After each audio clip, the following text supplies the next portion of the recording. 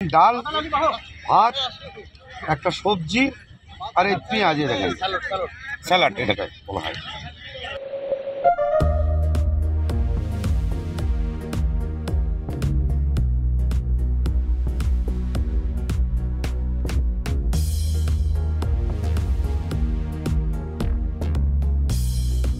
আমাদের এই পার্টিটা হচ্ছে খুব জনগণের পার্টি।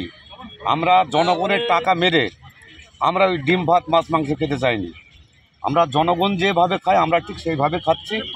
ওই বিজেপি তৃণমূল এরা ওই মানুষের টাকা মেরে 100 দিনের কাজ, চাকরি, এইসব টাকা মেরে তারা মাংস ভাত, দেও ভাত, পোলোয়া ভাত মেলা কিছু খায়।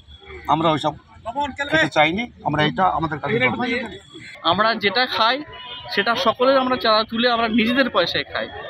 এখানে এসে হোটেলে খেতে গেলে যে পয়সাটা লাগে আমরা সেই পয়সাটার অর্ধেক পয়সা খরচ করে ডাল ভাত খেয়ে সাদা মাটা খেয়ে আমরা চলে যাই।